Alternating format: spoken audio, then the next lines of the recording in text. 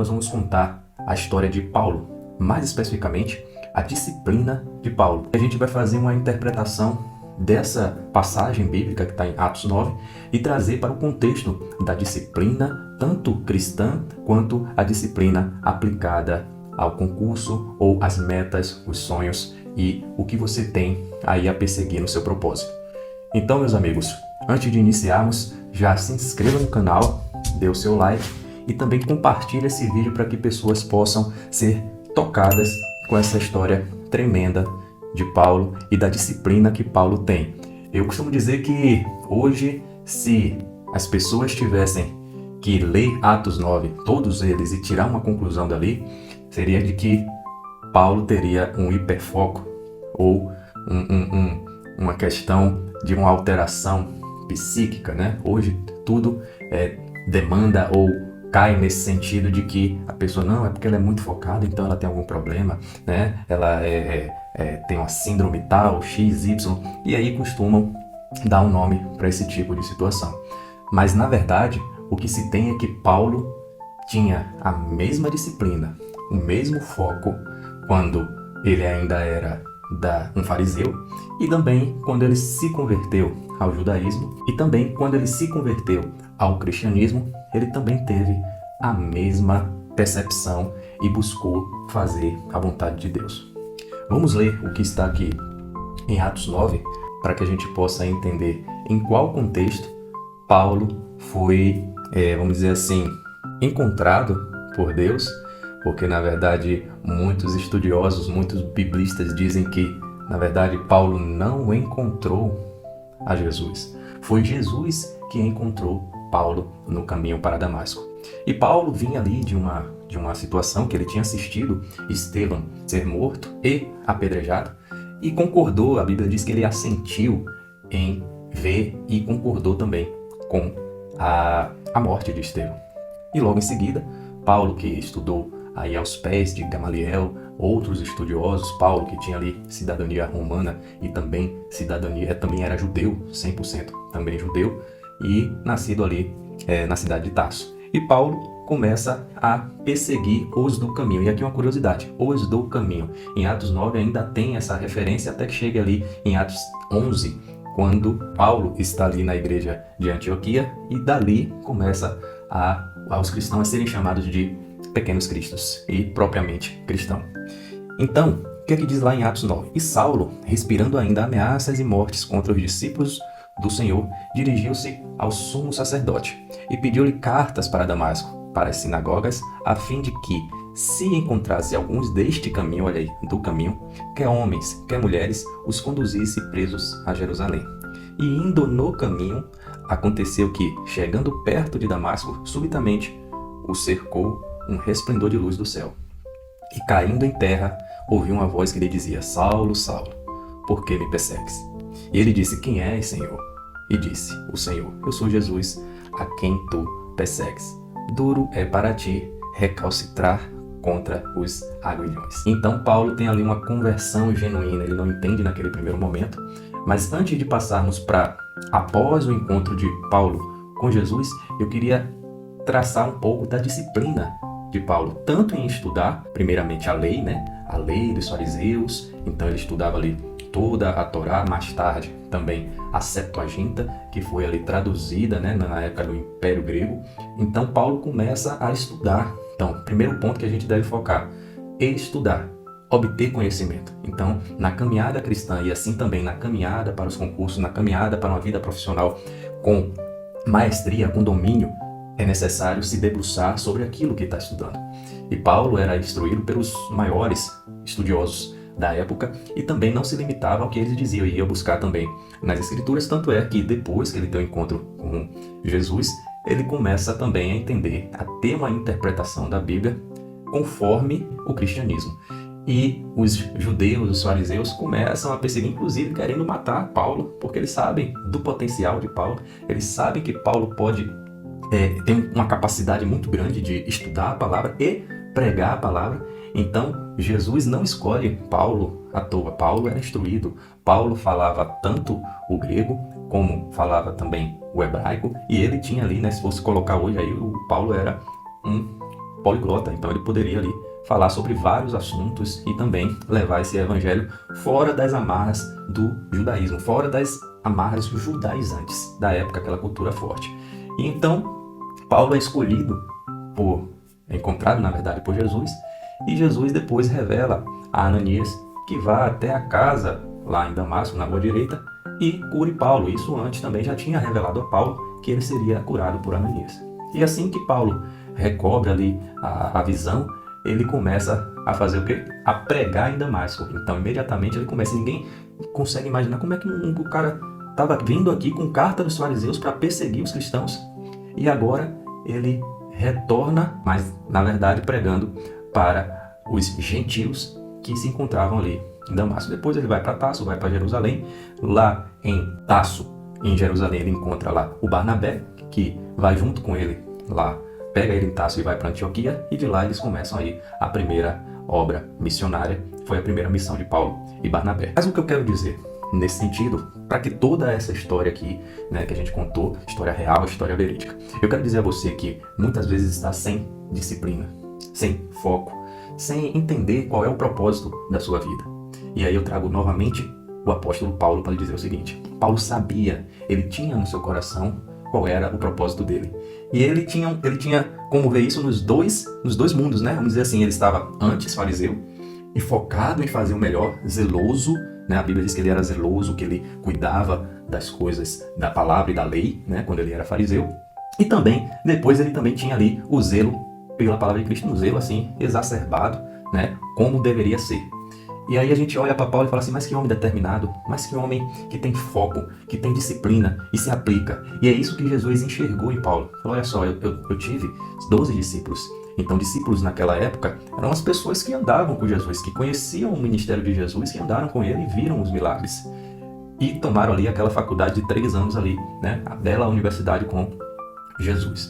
E também você tinha Paulo, que não estudou na universidade com Jesus, né? Não estava lá andando com ele, né, no caminho que Jesus percorreu nesses 3 anos, mas Jesus achou por bem aparecer para Paulo, porque já tinha um propósito definido para a vida de Paulo. Jesus já estava focado em fazer o seguinte: olha só, os discípulos que andavam comigo eram todos judeus. Eles tinham as suas crenças.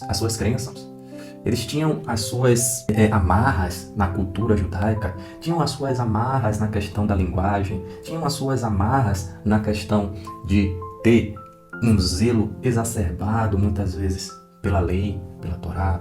Então, Jesus queria uma pessoa que fosse flexível, no sentido de ter o mesmo foco, a mesma determinação, mas que também pudesse enxergar e interpretar o que Jesus tinha dito, que era pregar o evangelho a toda criatura, que está lá em Mateus 28, 19 e 20, ide por todo mundo e pregar o evangelho a toda criatura. E Paulo tinha todas as características que, naquele tempo, na plenitude dos tempos ali, logo após ali a morte e ressurreição de Jesus, tinha ali um campo fértil, né? Até a língua, o grego era falado ali naquela região, por todo o Império Romano, já tinha a tradução da Septuaginta. Então a gente tinha ali um cenário perfeito e a pessoa perfeita, Paulo determinado, um homem reto, zeloso e que queria combater o bom combate, como diz ele. Então, o que é que a gente aprende novamente com Paulo? Deus primeiro deu uma missão a Paulo, falou: Paulo, você vai ver o quanto é pesado pregar o meu evangelho, né? O peso do aguilhão. E Paulo começa a pregar aos gentios ali na sua primeira missão. Na verdade, ele já prega ali em Damasco. Vai a Jerusalém, vai a Tarso, retorna ali para Antioquia e começa a plantar igrejas. Então, meus amigos, o foco, quando você tem um sonho, um chamado de Deus, e assim, trazendo aí um parêntese para a minha vida, quando eu tive esse sonho, eu não imaginava que Deus iria usar isso, né, essa questão de carreira, de concurso, para impactar vidas, para que pessoas sejam tocadas, para que pessoas sejam motivadas a conquistar os seus sonhos. E assim é com você também, porque Deus não faz nada, absolutamente nada sem propósito. Então, receba o que Deus tem para você, que é o sonho, que é o propósito. E muitas vezes fala assim: mas eu não tenho sonho. Como assim você não tem sonho? Todo mundo tem um sonho. O problema é que muitos não acreditam no sonho que Deus lhe deu. Por quê? Porque acha que não é para ele, é impossível, eu não consigo chegar. E eu estou lhe trazendo o exemplo de Paulo, que era determinado, focado, disciplinado. Mesmo para pregar a lei, né, e perseguir os cristãos, e quando também foi chamado por Jesus para pregar aos gentios e rejeitou toda aquela ordem dos fariseus, né, que tinha dado carta aí para ele perseguir a igreja e as sinagogas, invadir, prender e trazer a Jerusalém para julgamento. Então, meus amigos, quando você coloca esse sonho, esse propósito que Deus colocou no seu coração e tem a mesma fé, a mesma determinação, a mesma disciplina que Paulo teve, tudo se torna mais claro, objetivo, e você tem, na verdade, um porquê que você está fazendo aqui. Você tem uma motivação, por que é que você tem que fazer isso. Então, a sua primeira motivação pode ser o quê? Não, eu quero passar no concurso, eu quero melhorar de vida, porque eu quero dar uma boa qualidade de vida para minha família, porque eu quero mudar a minha geração, né? A minha ascendência foi de um jeito, eu quero que a minha descendência seja de outro jeito, na questão social, de classe, enfim. Mas, na verdade, o que eu estou lhe dizendo aqui é que tudo na vida tem um propósito definido, como diz lá em Provérbios. Então, se Deus lhe chamou, lógico, Ele quer que você seja abençoado na sua família e tal, e tenha um bom salário, sim, quer que você mude de perspectiva, sim, mas Ele está lhe chamando para fazer uma coisa maior, que é utilizar isso que Ele te deu, né, que é esse sonho e a conquista desse sonho, desse objetivo, para impactar vidas, para tocar em vidas, para que pessoas sejam saradas, para que nações sejam alcançadas. Eu falo nações, porque quando você prega para alguém no seu trabalho, quando você fala de Deus para alguém no seu bairro, no seu grupo familiar, essa pessoa sendo convertida vai fazer com que outras pessoas também sejam. Então você tem aí um evangelho que começou com a determinação de Paulo pregando aos gentios. Depois ali em Atos 10, 11 você tem Pedro tendo a visão, né, e sendo chamado por Cornélio para entender que na verdade não há nada nem puro nem comum, né, como diz na palavra. E aí Pedro também tem aquela visão de Deus e começa a falar, não, o evangelho também é para os gentios, né? Engraçado quando Pedro retorna lá em Atos 11, na assembleia, pô, como é que você estava na casa de Cornélio conversando com ele e batendo papo e ficou lá dias? E aí ele relata toda a história, que você pode ver lá e falar, como poderia eu resistir se o Espírito Santo, né, batizou todo mundo lá com línguas também, igual daquela forma que foi lá em Pentecoste? Como poderia eu resistir? E aí todos entenderam, então é verdade que o evangelho também é para os gentios. Mas Paulo já tinha entendido isso lá em Atos 9. Ele já tinha verificado que, não, na verdade, se Jesus está me chamando, teve um encontro comigo, é porque ele quer que esse evangelho seja expandido e com as capacidades, as qualificações que Paulo tinha, juntamente com o poder do Espírito Santo de Deus. E aí Paulo começa a pregar esse evangelho e assim, muitas pessoas, mas foi só Paulo na missão. Muitas pessoas que foram tocadas e foram alcançadas por Paulo, pessoas comuns, artesãs, lavadeiras, empregados, que estavam ali na comunidade, poderiam transitar pelo Império Romano, pelas estradas, pelo mar Mediterrâneo, também iam de casa em casa e pregavam esse evangelho. E Paulo, né, que foi aí quase um dos últimos ali dos apóstolos a morrer, né, Pedro e Paulo, e por último ali o João, que ficou asilado na ilha de Patmos. Então você tem ali que ele pregou para muita gente e escreveu cartas endereçadas aí a várias igrejas que ele mesmo plantou na sua primeira missão, visitou na segunda missão, plantou novamente na terceira missão, visitou essas igrejas e escreveu e endereçou cartas a ela também quando estava preso, né, como a igreja de Filipos. Então, meus amigos, o que eu quero lhe dizer hoje é que o sonho que você tem não é para você ficar rico, não é para você ser o cara. É para você entender que por meio deste sonho, seja ele empreender, seja ele passar no concurso, seja ele ser um profissional liberal famoso e endinheirado, não é para você se engrandecer e se envaidecer, mas sim para você pregar o evangelho, para você usar essa mesma autoconfiança, essa disciplina, esse foco para alcançar mais vidas. E aí, por que eu estou batendo muito em disciplina? Por que eu estou batendo muito em foco? Muita gente não tem disciplina alguma. Não tem disciplina alguma para fazer nada. Então, né, a gente viu agora aí um dado falando que aumentou o número de jovens que não trabalham e nem estudam. E não fazem nada, porque não tem disciplina para fazer. Então, o Brasil é segundo lugar, né, no ranking de países que tem mais pessoas que nem estudam, nem trabalham. É a geração neném, né, apelidada aí pelos estudiosos. Então essa geração neném se sente muito incapaz, se sente muito vitimizado, se sente muito, vamos dizer assim, tolhido na sua capacidade, eu digo capacidade, a capacidade mesmo de conhecimento, em alcançar os objetivos. Os objetivos vêm de Deus. E você que é cristão, você que é crente no Senhor, que você faz a obra, você é uma pessoa que entrega e entregou a sua vida a Jesus, você precisa entender que tudo que Deus lhe mostra, Ele mostrou aqui um sonho, você teve um sonho, acordou, Deus me mostrou que eu seria um grande empresário. Lembra de José? Ou você teve um outro sonho falando assim, Deus me mostrou que eu passaria no concurso para ser, sei lá, promotor de justiça, auditor da Receita Federal. Se Ele te deu o sonho, Ele é fiel e justo para fazer você realizar. A não ser que você não queira. A não ser que você não queira. Porque o segredo para alcançar os sonhos de Deus, além da disciplina, é a obediência. Todos os homens de Deus que alcançaram os sonhos que Deus colocou no coração, Josué, José, tanto o Davi, né, que foi ungido e ficou ali um monte de tempo ali no limbo, né, sem assumir o trono, eles foram obedientes até o fim. Davi não matando Saul, José não tendo relações com a mulher de Potifar, tampouco, né, fazendo outras atrocidades na prisão. Não fez. Josué, por outra forma, obedeceu até o fim, quando ele falou, eu e minha casa serviremos ao Senhor. E ele diz lá, né, na invasão da cidade de Ai, e aí acaba que o Acã, a família, né, na verdade o Acã, mas a família dele também pagou por desobediência. A disciplina sempre está atrelada à obediência. Não há como você ter disciplina sem ser obediente.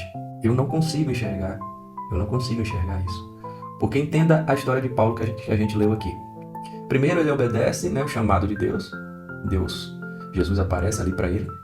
Ele crê que Jesus é Senhor. Ele fala, Senhor, quem és tu? E quando ele se apresenta, ele crê, então ele obedece. E Jesus fala ali palavras para ele, né? E ele também crê e obedece. Em segundo lugar, ele começa a ter disciplina. Ele começa a colocar em prática aquilo que o Senhor dele mandou.